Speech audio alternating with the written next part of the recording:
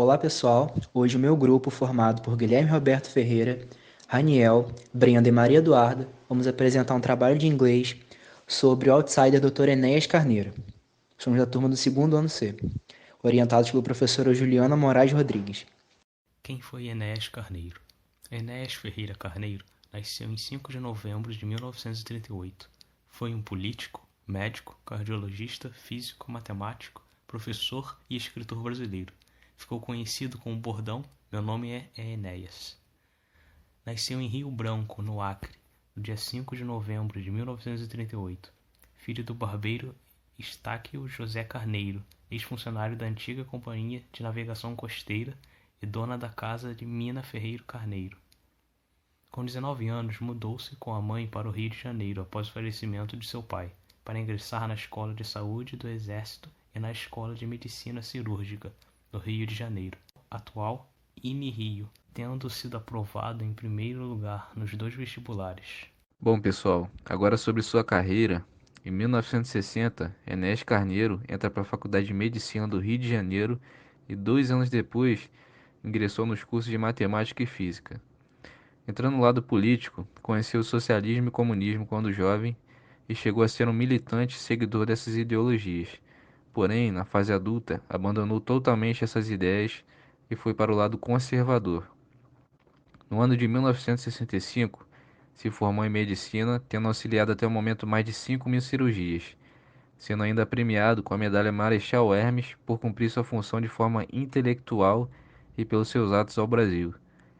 Em 1968, 3 anos depois, se formou em matemática e física e aos 30 anos de idade já era médico, matemático e físico.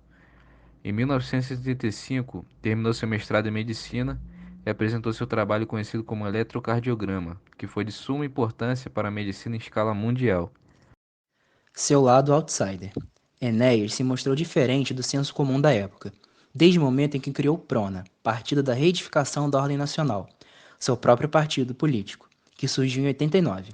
Nessa mesma época, já era considerado um proeminente conservador, sendo contra o liberalismo e as privatizações, e contra o comunismo, que naquela época estava em ascensão no Brasil. No mesmo ano, na primeira eleição presidencial que o país presenciava em quase 26 anos, Enéas se candidatou representando seu partido, o PRONA, possuindo como número os dígitos 56, e possuía cores verde e amarelo, as quais representavam muito bem seu senso patriota, e como se apresentava aos outros.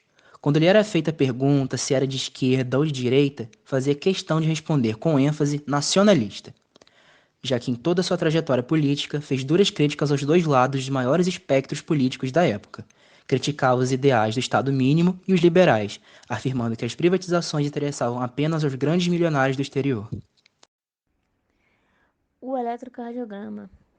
Escrito em 1977, este livro trata do eletrocardiograma que se constitui um dos elementos primordiais da análise de uma emergência. A interpretação pronta e correta de um traçado eletrocardiográfico pode salvar, numa questão de segundos, a vida de um paciente. Por isso, o estudo deste exame torna-se primordial aos profissionais da saúde. Um grande projeto nacional.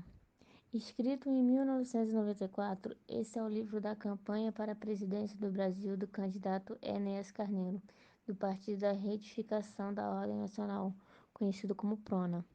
O livro foi escrito para as eleições de 1994 e mostra todo o conhecimento e preocupação pelo Brasil que o Dr. Enéas Ferreira Carneiro tinha.